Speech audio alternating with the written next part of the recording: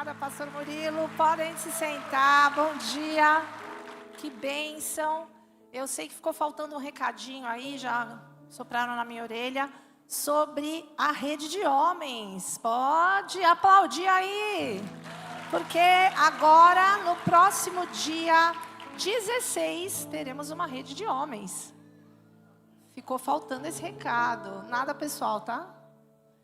Venham, que quem veio na primeira sabe que foi espetacular.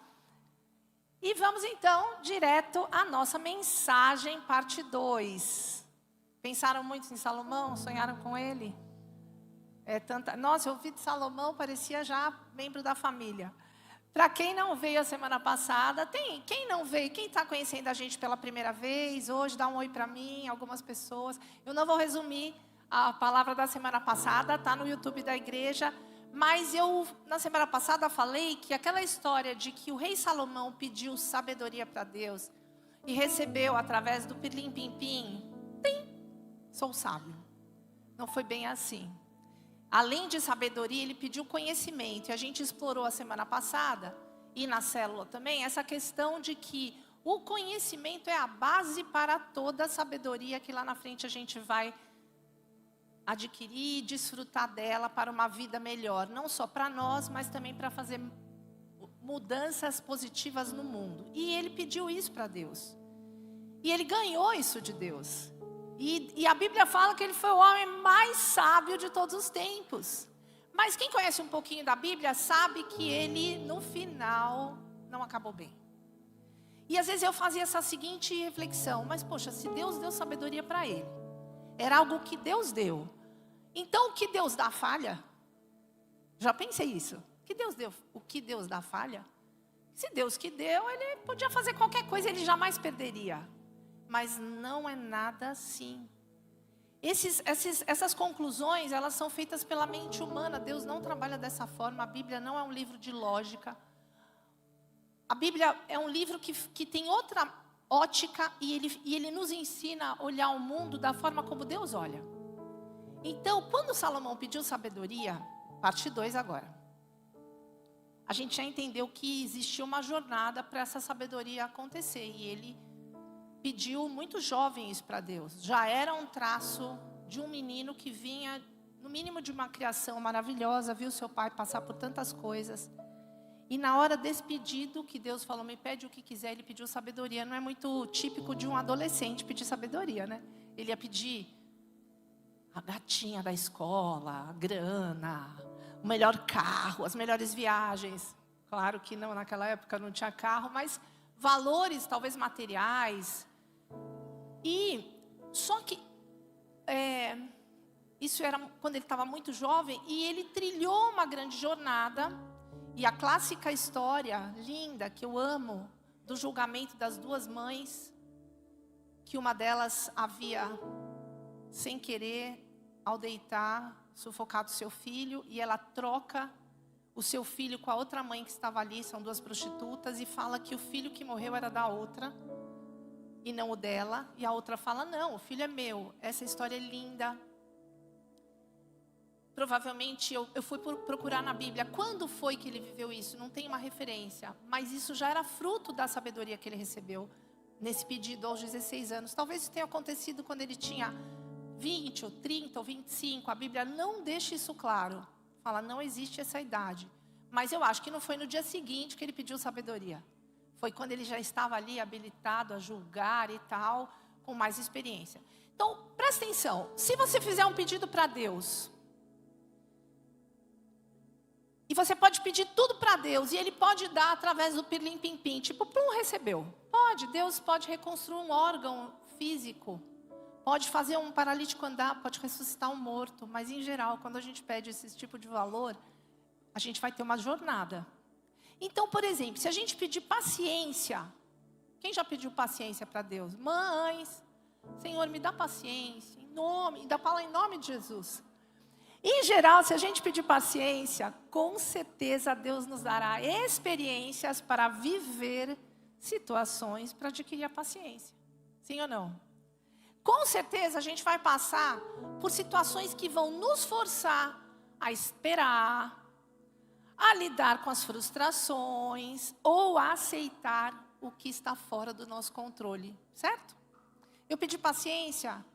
Onde eu vou usar paciência? Nessas situações aqui. Então vamos lá. Se você pedir paciência, não fica assustado, tá? Continua pedindo, que a gente precisa muito, tá bom? Você vai viver algum nível de frustração, gente. Porque a frustração é algo que a vida diz para você: calma, vai ter, mas não é agora. Poxa, mas eu estudei, você estudou para vestibular muito, você estudou tal, mas você não conseguiu chegar lá. O que vem? Qual o primeiro sentimento? É frustração. Ou outros tantos, mas Deus pode dizer assim para você: calma, ainda não. Porque talvez no plano dele, esse tempo que você não passou nessa faculdade, como você é um cristão, estou falando dentro de uma ótica de quem tem uma relação de fidelidade a Deus, porque aí a nossa vida está muito mais amparada. Tem anjo, tem Espírito Santo, tem servos, tem igreja que te orienta também. Aí você fala assim: eu não fui aprovada, mas aí Deus fala nesse 1 ano, você queria ser médica, mas na verdade nesse 1 ano mudou tudo. Eu abri outra porta e você vai ser outra coisa. Então, se você está fazendo alguma coisa, você tem integridade, pede até paciência, talvez você vive essa frustração. E Deus falando: ainda não. E se a gente olhar para a frustração como uma chance, né? Com calma. O que está acontecendo? É uma chance que Deus está me dando para viver algo melhor. Você já nesse processo, já adquiriu um pouquinho de paciência. Sim ou não? O tempo também, ele vai ser usado por Deus para treinar essa paciência. Esperar resposta, esperar resultado. No tempo de espera, parece que o tempo está contra nós, sim ou não? Mas é exatamente nessa hora que nós aprendemos que não podemos controlar o tempo. A única coisa que a gente pode controlar é como é que a gente vai esperar o tempo passar. Não podemos controlar o tempo. Impossível, eu estou aqui com o relógio. Eu tenho tanta coisa para falar, não vai ter parte 3. Mas eu não vou poder controlar o tempo. Ele está andando aqui. Mas nesse processo, a gente também ganha paciência. A impulsividade. A impulsividade, ela é uma reação da alma. E se você pede paciência para Deus, Deus vai ter que trabalhar na tua impulsividade. E você vai muitas vezes querer explodir, desistir, voltar para trás, terminar o seu casamento, mandar o seu filho morar com alguém, porque ele te deixa, já está mais... Fica firme no pedido, porque ele vai te trabalhar também na impulsividade, nas suas emoções, e você vai ser alguém mais longânimo, mais capacitado para guardar no espírito e ser menos reativo. Quem já sente que depois que entrou na igreja ficou menos emocional? A paciência vai florescer na aceitação daquilo que nós não podemos mudar. Quem vai continuar pedindo paciência? Então, quando parecer que é sem fim, quando parecer que a coisa está preta, você fala: foi aquela oração que eu fiz. E eu aprendi isso quando eu cheguei na igreja. Uma vez o meu antigo pastor, eu estava orando, falando assim: Senhor, faz a minha vida o que o Senhor quiser. Ele falou: essa oração é perigosa. Eu falei: como assim oração perigosa? Tem oração perigosa? A gente até agora, depois de muitos anos, tem um louvor que fala: que oração perigosa é essa? Quando você diz assim para Deus: eis-me aqui. Que oração perigosa é essa? Porque o eis-me aqui é: usa-me, Senhor. Aí Ele vai ter que te usar. Vai ter que te usar. E ser usado por Deus, a gente tem um modelo maior, que é o nosso Senhor Jesus. Que a gente está chegando perto da Páscoa. Você vai trazer muitos convidados para a festa. Que teve que chegar ao final, morrer e ressuscitar. Porque Ele foi o instrumento de Deus mais poderoso nessa terra. Então, se a gente pedir para Deus coisas, nós vamos passar por situações que aparentemente no processo, na jornada, não vão ser muito legais. Mas fica firme, porque os pedidos que a gente faz, como diz o pastor Murilo: eu quero prosperidade, eu quero generosidade. Para você ser generoso, você já pensou? Eu quero ser muito generoso, eu quero chegar aqui, eu quero dar... Para treinar a generosidade, talvez você vai viver um momento da sua vida que você só vai ter um pãozinho. Você vai ter que dividir ele com alguém. ou dar ele todinho para alguém. Se passar nesse teste, pode ter certeza que Deus vai fazer aquele sonho de você dar muito dinheiro aqui nesse altar para construir muita coisa linda para Jesus. Às vezes a gente pede a coisa na nossa ótica, mas Deus tem outro caminho. Porque o generoso não é sobre quem tem muito e dá. O generoso é sobre dar, independente do que você tem. Então, se você quer ser alguém que, eu dou muito dinheiro para todo mundo porque eu tenho um monte no banco, isso não é generosidade. Você pode ser pródigo, você pode ser mal planejado, você pode ser uma pessoa desorganizada. Isso não é ser generoso. Generoso é uma outra questão. Então, vocês estão fazendo caminhar comigo? Vocês estão me acompanhando? E aí, na sabedoria, vamos para Salomão. Ele foi o mais sábio dos tempos? Foi. Como é que Salomão adquiriu essa sabedoria? Eu usei a paciência como modelo, porque na paciência a gente consegue ter mais clareza das emoções. Mas vamos pensar que quando ele pediu sabedoria, como é que Deus faria para ele essa jornada? Pediu sabedoria e conhecimento. Em geral, a sabedoria, ela vai nascer de erros e não de acertos. Quem já teve um relacionamento que o pai falou assim, ou a mãe, não começa esse relacionamento, isso aí não vai dar certo, olha essa pessoa, não tem nada a ver com você, não dá esse passo, não, eu tenho certeza, mas eu estou vendo, porque lá nos 50 anos, 40 dos seus pais, eles já adquiriram mais sabedoria. Aí está lá você, essa pessoa, esse cara é maravilhoso, eu vou... E lá você bate a cabeça, lá você sofre, lá você é ferido, ferida. E aí, eu te digo assim, num segundo você vai pensar melhor. Você vai dizer, meu pai tinha razão. Então, em geral, isso já é sabedoria. Em geral, a sabedoria é aquela pergunta, é a resposta daquela pergunta que fazem para nós. Quando a gente bate a cabeça, o que você aprendeu com isso? Essa é boa, não é? A resposta disso, se você estiver clamando para que você tenha realmente essa sabedoria, porque o inconsequente vai bater cabeça 10 vezes. Vai ser, agora eu aprendi. Então, em geral, a sabedoria não nasce de acertos, ela nasce de erros, que lá no fim você pergunta, eu errei, bati a cabeça, desobedeci, o que eu aprendi com isso? E com certeza Salomão, para ser o sábio que foi durante um tempo da vida, ele deve ter batido a cabeça. Ele viu muita coisa que o seu pai passou, com seus irmãos, as lutas de Davi. Às vezes a gente quer poupar os nossos filhos de coisas dentro da nossa realidade. Não que os nossos filhos sejam expostos a discussões de baixo nível, ou situações horrorosas, né? ou aos nossos piores características da intimidade, mas muitas vezes os nossos filhos têm que viver uma privação financeira, porque nós estamos vivendo mesmo na integridade diante do Senhor. A gente não precisa ficar falando, não tem comida, hein? Vai economizar aí, pense o quê? Que o dinheiro nasce mas dizer assim, filho, olha, a gente está passando uma situação de aperto, mas nós confiamos em Deus. Mas mãe, e o cheque? Assina o cheque, não tinha aquela coisa que criança... fala que o dinheiro está no banco, não conta, fala que vai para Disney sim, que é só...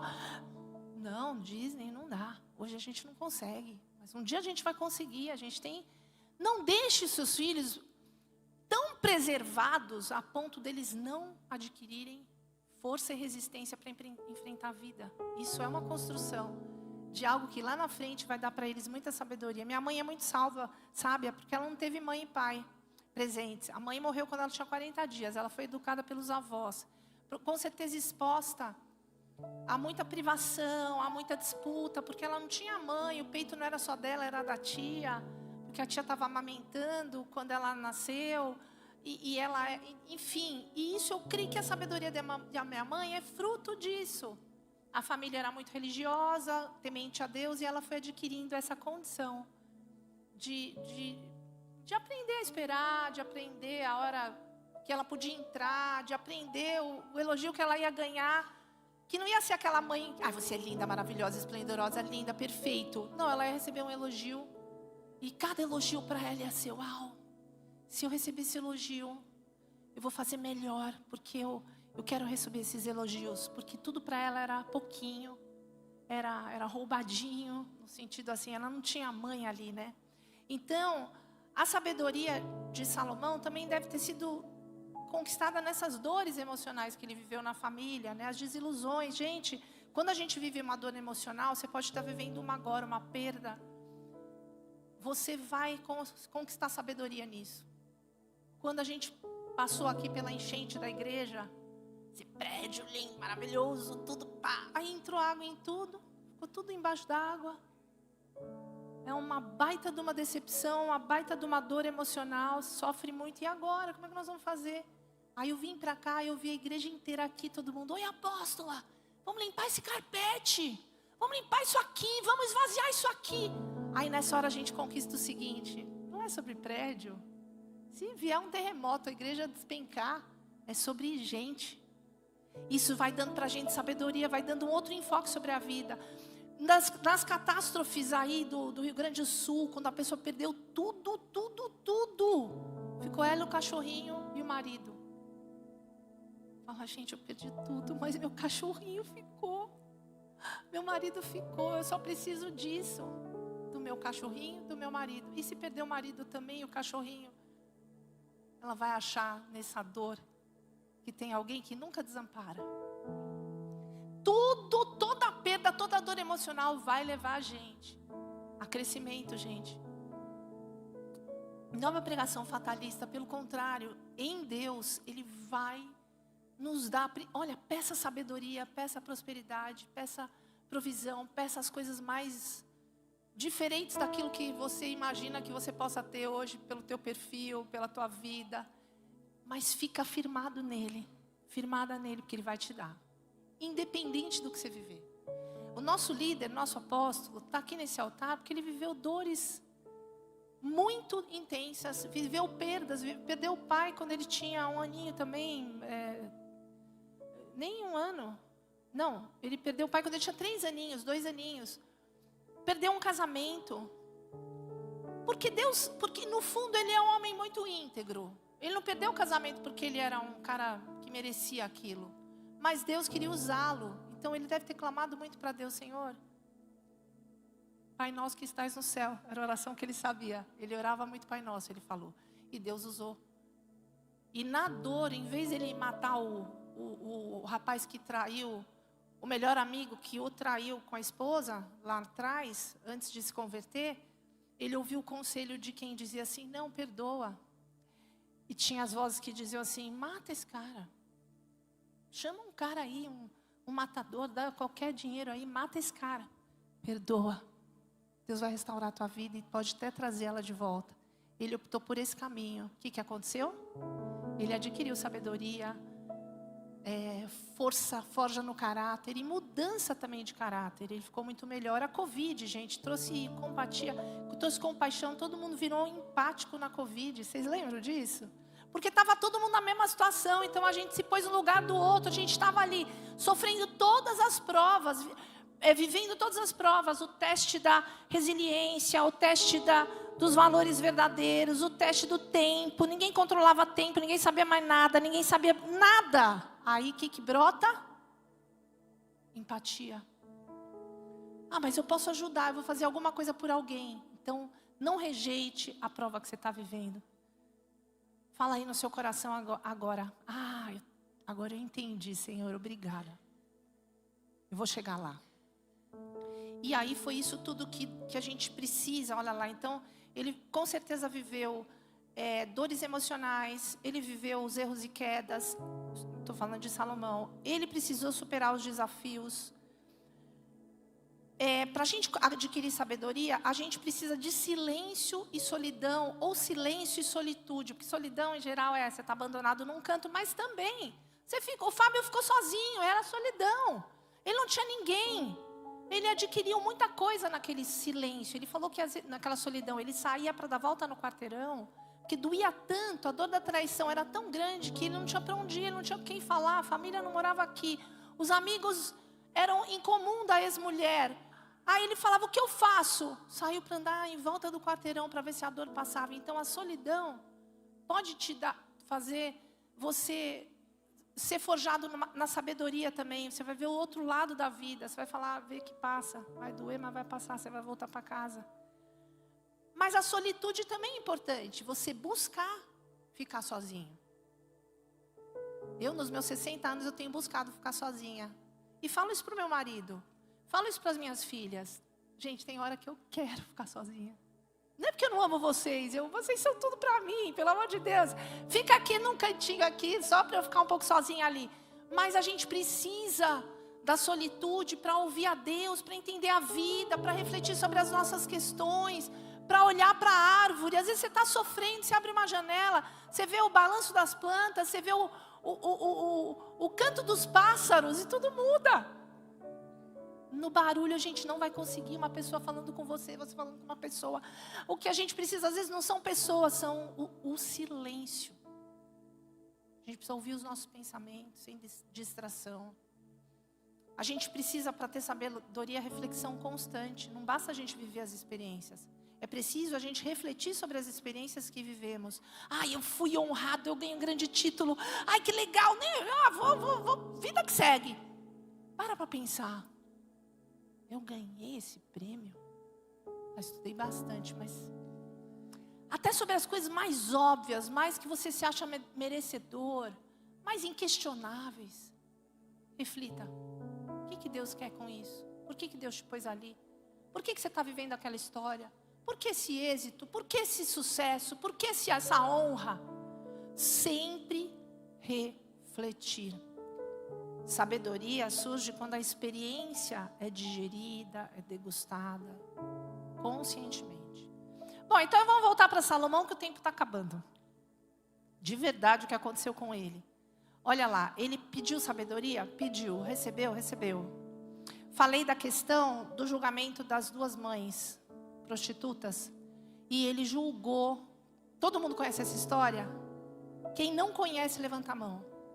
Pode levantar. Gente, as duas pessoas, as duas prostitutas dizendo: é minha, é meu esse filho, é meu esse filho, é meu esse filho. Ele era juiz. Eu sempre falo assim, depois de Deus, na terra, a autoridade máxima está no juiz. Não está no advogado, não está no teu patrão, está no juiz. Se o negócio enroscar, é no juiz que você vai parar. Ele tem poder, por isso que o juiz... Nós sabemos bem disso. O juiz não pode ser alguém técnico que olha para as pistas, para os fatos. Salomão não usou pistas e fatos. Ele não ficou, deixa eu ver quem que tem a cama mais quente, quem parece que esmagou, quem é mais gorda. Ele usou sabedoria para falar assim, não vou usar pistas. Você é com advogado, perito, detetive. Eu vou usar a minha sabedoria. Eu vou usar a consciência que eu sei sobre como uma mãe ama um filho. Aí ele falou assim, olha, então é o seguinte, se o filho não é, ninguém consegue decidir de quem é, nós vamos dividir a criança no meio. Aí o que aconteceu? A mãe verdadeira falou, não, fica com a criança. Eu não vou deixar matar essa criança. Aí ele falou, o filho é teu. Claro! O verdadeiro sábio não vai julgar. Ele não julga com todos invadiram o lugar. Todos quebraram portas. Todos presos. Para bom entendedor, meia palavra basta. Não vou falar nada, estou quietinha aqui. Enfim. Mas ainda assim ele errou muito, gente. A palavra lá em 1 Reis, eu vou ler que meu tempo está aqui rodando. Fala o seguinte, que ele conquistou tudo, tá? Vai ler o livro de Reis, você vai ver, ele ganhou, olha, ele tinha tanto dinheiro, tanta honra, tanta sabedoria, tanto tudo, mas naquela época, na posição que ele estava, era comum, era politicamente correto um rei fazer acordos e alianças com reis de outros povos e credos, e receber a filha daquele rei em casamento, porque eles eram poligâmicos. Mas Salomão era monoteísta. O Deus de Israel, um só Deus. O Deus do seu pai Davi. Então, ele podia receber essas mulheres como companheiras, e ele recebeu muitas. Ele teve 1000 mulheres, gente. Os homens devem estar assim, como assim? Alguns estão, eba, outros, socorro. Olha, aqui fala que ele teve 1000 mulheres. Ele teve 700 esposas princesas e 300 concubinas. Isso, agora é o seguinte, por causa desses politicamente correto, e tem muita coisa na vida, cuidado aí, gente, que é politicamente correto, mas não é politicamente correto, é totalmente diferente de espiritualmente correto e da ética da Bíblia. Então, não está errado, qual o problema? Está escrito na Bíblia assim, direitinho isso? Então, qual o problema? É o velho e conhecido nada a ver. Tem nada a ver. Aí você vai abrindo algumas concessões. Então, pelo nada a ver politicamente correto, ele começou a conquistar muitas mulheres. E sempre adorando só o Deus dele, sempre rendido ao Senhor, pedindo a Deus sabedoria, honrando ao Deus do seu pai Davi, construiu o templo, conquistou riquezas, julgou o povo com tanta sabedoria e equidade. Mas aí, lá em 1 Reis 11... a Bíblia diz assim, que ele errou. Salomão, porém, amou muitas mulheres estrangeiras, além da filha de Faraó, mulher dos Moabitas, Amonitas, Edomitas, Sidênios e dos Heteus, das nações acerca dos quais o Senhor disse aos filhos de Israel, a elas não entrareis, tampouco elas entrarão a vós, porquanto certamente elas desviarão o vosso coração atrás dos seus deuses. Mas Salomão se apegou a este amor, a estas em amor. Ele começou porque devia ser um moço amoroso, bom. Ele começou a se apegar em amor a essas mulheres, não só nas alianças, a coisa diplomática, ética. O coração dele começou a se apegar a essas mulheres. E ele teve 700 esposas princesas e 300 concubinas, e as suas esposas desviaram o seu coração. Primeiro ele se apega e depois ele se desvia. Porquanto sucedeu que Salomão era idoso, que as suas esposas desviaram o seu coração atrás de outros deuses, e o seu coração não foi perfeito diante do Senhor seu Deus, como foi o coração de seu pai Davi. E aí fala aqui que ele fez até um poste-ídolo a Maloque, que era um deus assim, abominação total ao nosso Deus, grande El Shaddai. E ele, de igual modo, fez para todas as esposas estrangeiras deuses. Aí todo mundo queimava incenso e sacrificavam para os deuses. Então, lá em 1 Reis 11, 9, Deus fala assim, e o Senhor ficou irado com Salomão, porque o seu coração foi desviado do Senhor Deus de Israel, o qual lhe havia aparecido 2 vezes. E acerca disso, lhe havia ordenado que não deveria andar após outros deuses. No entanto, ele não guardou aquilo que o Senhor lhe ordenou. Porquanto o Senhor disse a Salomão, visto que isso se deu contigo, e não guardaste o meu pacto, e os meus estatutos, os quais te ordenei, certamente rasgarei o reino de ti, e o darei ao teu servo. E foi exatamente o que aconteceu. Não vou ler tudo, porque eu não tenho tempo. E Deus falou assim para ele, eu não vou fazer isso enquanto você for vivo, por amor ao teu pai Davi. Porque a semeadura que a gente faz aqui, ela escraviza o futuro da nossa descendência. Então Salomão ainda tinha sobre ele uma semente escravizada do seu pai Davi. E Deus falou, quando você morrer, eu vou dividir o reino. E ele dividiu o reino. Então o que você faz e o que eu faço hoje, escraviza o futuro dos nossos filhos. Você tem noção disso? Isso não dá peso, isso me dá uma responsabilidade muito maior. E aí o saldo de tudo isso é o seguinte, não é sobre como a gente começa, e sim como a gente acaba. Porque na trajetória da vida, como cristãos ainda, que Deus vai dar tudo pra gente vai conquistar tanta coisa, ter tanta coisa, e vai ser muita coisa, que Deus dá, a gente sabe que dá. Mas sabedoria é diferente de obediência. Escreve aí, inculca aqui, sabedoria é diferente de obediência. A sabedoria ele tinha, mas ele começou a desobedecer. Aí você vai falando, então pera, agora eu entendi, não é pirlim-pim-pim. Não, é oportunidade que Deus te dá para você conquistar aquilo que você pediu, mas você tem que manter a conquista. Gente, olha só, conquistar algo é maravilhoso, mas manter a conquista é mais ainda, mas é um grande desafio. Quem está de pé, cuide-se para que não caia. Então, ele nesse processo, ele foi desobediente. Ele deixou o coração dele Na palavra de célula eu vou listar todos esses alertas, tá? Sabedoria diferente de conhecimento. O coração dele, lembra que ele falou, ele se apegou e depois ele entregou o coração? Uma coisa muito forte para você saber sobre o coração. O que governar o teu coração vai governar a tua vida. Não tem jeito. Então cuidado com ele. Ele é corrupto. Deus fala sobre isso. E então ele começou a se desviar aos pouquinhos.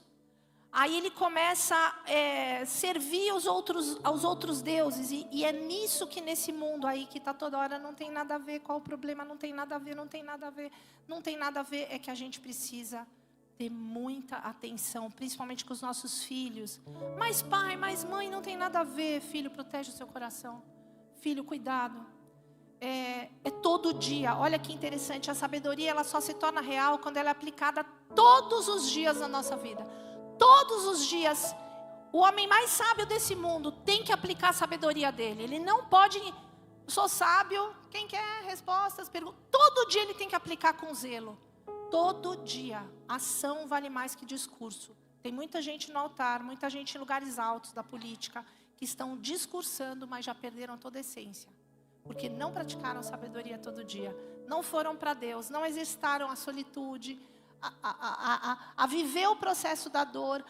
O que? Uma carência financeira? Não, vamos dar um jeito, vamos roubar. Vamos roubar, que carência? Vive a carência, calma. Deus está no comando. Não aceita a propina. Não, mas o meu Deus, não, fica. E começa a pôr os pés pelas mãos, é todo dia. Quanto mais bênçãos você vai receber, quando você chegar nos lugares altos, mais vigilantes nós precisamos ser. A verdadeira força da sabedoria está em manter o nosso coração humilde, nas mãos de Deus, sabendo, Senhor, eu sei que poxa, também não é aquela pessoa, eu não sei nada, eu sou um coitado, não é nada sobre mim. Não, eu sei o que Deus tem posto em mim, mas eu sei que é Ele em mim, porque pelo que eu era, não pode ser outra coisa. Então você fica, essa relação te deixa com humildade. Então conquistar algo é maravilhoso, mas manter a conquista é muito mais maravilhoso, mais um grande desafio. Bom, Salomão no final da sua vida, agora eu vou ler porque o tempo esgotou, escreve um dos livros mais profundos da Bíblia, na minha opinião. Eclesiastes é um dos livros mais profundos. Se você ler num dia mal, você está carnal, você fecha e rasga e fala, dá para tirar daqui? É um compilado, né? Ele compila toda a sua sabedoria e mostra que entendeu o sentido da verdadeira felicidade. Ele usa tudo o que aprendeu para nos alertar, para alertar as pessoas que viriam após ele, para alertar as pessoas que vão abrir essa Bíblia. Muitas vezes, na Bíblia é assim. Se na Bíblia, se a Bíblia só tivesse o que deu certo, só coisa boa, só o êxito de todos os que estão aqui, não tinha perrengue, gente, não tinha alguém que se deu mal, que perdeu filho, que perdeu casa, que sofreu, que se relacionou com gente errada, que morreu na cruz, que foi crucificado, que apanhou. Ia ser desse tamanho, ia ser. E Deus fez o homem. Então, a Bíblia é desse tamanhão porque ela envolve os erros, os acertos, os caminhos, os trajetos. E Ele usa tudo isso para nos ensinar. Aí no fim de tudo, olha a reflexão. Eu creio que Ele, mesmo com essa consequência, porque as consequências vão acontecer, não é sobre Deus perdoar e sobre salvação, é sobre a consequência do erro. Perdoar e salvação é outra história. Olha a reflexão que Ele fez. Assim como a mosca morta faz o óleo do perfumador exalar mau cheiro, assim também uma pequena tolice pode ter mais peso do que a sabedoria e a honra. Ele falou, eu sei que eu tinha tudo isso. Uma mosquinha morta no óleo, apodrece o óleo, dá mau cheiro. O óleo é a unção que Deus colocou em mim e em você. Não deixe nada ferir aquilo que Deus colocou de tão precioso em você. Tira, como disse a Vitória numa pregação linda. Aqui tem uns insights da pregação da minha filha Vitória, no Doxa. A frase é, tira a mosca do óleo. Tira a mosquinha do óleo, porque vai cheirar mal. E parece tão pouco, né? De tudo, olha o que ele fala em Eclesiastes 12, 13 e 14. De tudo que foi dito, a conclusão é esta. Salomão falando.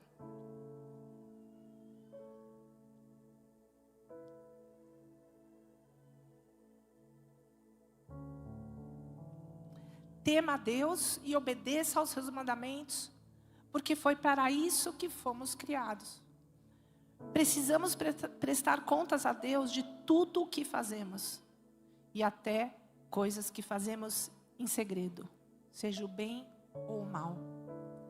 Ele chegou num nível de entendimento, por isso que o livro de Eclesiastes é um livro que parece fatalista, é tudo vaidade, gente. Tem tempo para tudo debaixo do céu, calma. Tem tempo de chorar, tem tempo de rir, tem tempo de nascer, tem tempo de morrer. Ele olhou, ele foi o cara que recebeu a sabedoria. Então, depois que ele morreu, o que aconteceu? Deus foi fiel ao seu pai Davi e falou isso para Salomão: eu não vou fazer isso agora, mas como resultado do seu afastamento dos preceitos, Deus realmente dividiu o reino de Israel após a morte de Salomão. E o reino, mas isso ocorreria no reinado do filho dele, que era Roboão.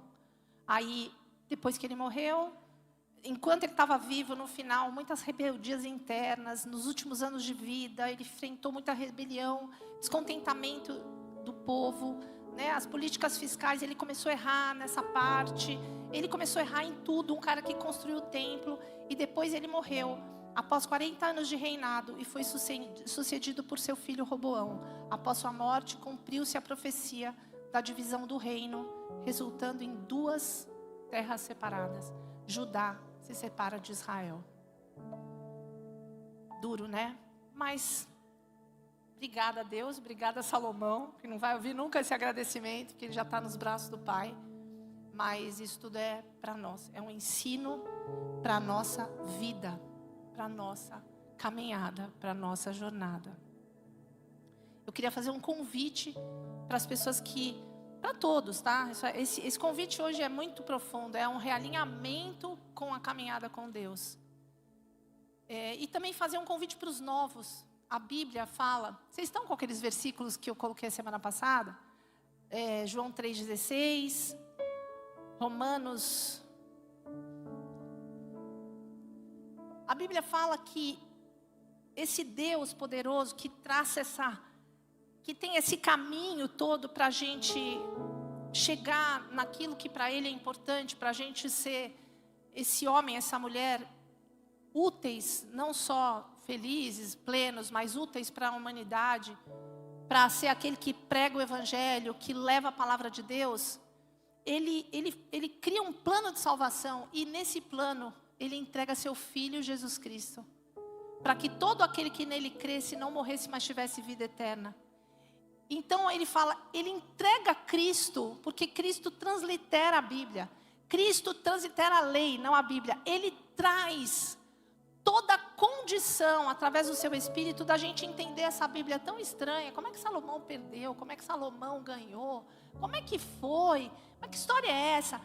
Com a vinda de Cristo e o Espírito Santo que Ele possibilita que seja derramado sobre nós, a gente consegue entender isso não com capacitação humana, com capacitação divina. E você entende coisas que você jamais entenderia a olho nu. Assim, o que é isso? Eu não estou entendendo nada. Mas para que esse Espírito venha habitar em nós, nós precisamos receber Jesus como Senhor. A gente precisa desfrutar desse sacrifício. É o que a gente vai viver na Páscoa. A Páscoa, a ressurreição, que todo mundo fala aí fora, as igrejas, está todo mundo comemorando, é sobre a consumação desse sacrifício. Deus entrega a Cristo, Ele morre na cruz, Ele ressuscita, Ele está vivo, está à nossa disposição o Espírito Santo. Nós podemos ler, nós podemos ser capacitados com outra força, mas isso tem um passo: entregar o coração nas mãos desse Deus que morreu, ressuscitou, mas está vivo. Eu queria fazer um convite para as pessoas que estão aqui pela primeira vez, orarem, fazerem essa oração de entrega, com o coração bem aberto, porque a gente está falando de um culto racional, de entender a Bíblia como ela realmente é. Não quero dizer assim, faz uma oração por acaso. É para entregar a sua vida para esse Deus mesmo. É para dizer, eu quero esse Espírito Santo em mim. Eu quero Ele agindo na minha vida. Eu quero ter essa visão diferente do mundo, das coisas. Quem quiser, faz essa oração comigo. A Bíblia diz que com a boca a gente faz a oração e com o coração a gente crê. Então fala alto, declara com a boca e crê no coração que Jesus Cristo, Filho de Deus, morreu, ressuscitou, está vivo e vai alcançar a tua vida. Diz assim: Senhor Deus Todo-Poderoso, eu confesso com a minha boca, crendo no meu coração, que Jesus Cristo, seu Filho amado, foi enviado a este mundo, viveu, morreu, ressuscitou e está vivo. Isso tudo é o plano perfeito que o Senhor criou para me salvar. Obrigada, Jesus Cristo, porque a partir de hoje, Tu és o meu Senhor, o meu Salvador, meu único Deus. Escreve o meu nome no Teu livro da vida, em nome de Jesus, amém. Amém. Quem fez essa oração pela primeira vez? Amém, é isso. Todas as vezes eu repito com bastante fervor. Quem fez essa oração pela primeira vez, me dá um oi assim que eu quero orar por você. Amém, você. Tanta gente, eu vou orar por vocês. Corre aqui na frente, rapidinho. Corre, vou orar por vocês. Vamos lá que o tempo, a gente tem ceia. Eu estourei aqui 5 minutos da palavra. Aqui, olhando aqui para mim. Queria orar por vocês. Amém, bem-vindo. Prazer, Cláudia. Tudo bem? Tudo bom? Amém. Vamos orar por vocês. Eu já meio expliquei o que aconteceu nessa oração. Em geral a gente explica depois. Agora, quando a gente faz essa oração, a Bíblia diz que a gente recebe salvação e recebe o poder do Espírito Santo em nós. Porque uma Bíblia, provavelmente todo mundo tem em casa uma Bíblia, como todo bom brasileiro, mas algumas Bíblias estão só abertas na estante, como um símbolo decorativo, porque a gente não entendia a Bíblia sem o Espírito Santo. Mas com Ele em nós, a gente consegue entender uma história tão complexa e tirar daí tudo o que a gente precisa para ter uma vida melhor. Então o Espírito Santo habita sobre vocês. Leiam a Bíblia a partir de hoje. Abre a Bíblia. Então, vida eterna, Espírito Santo. E mais uma outra coisa muito importante que nós recebemos, que eu vou contar já, depois que eu orar por vocês. Tá? Feche seus olhos, baixa a tua cabeça. Recebe essa oração. Senhor, em nome de Jesus, toca essas vidas que vieram prontamente. Não vieram me encontrar.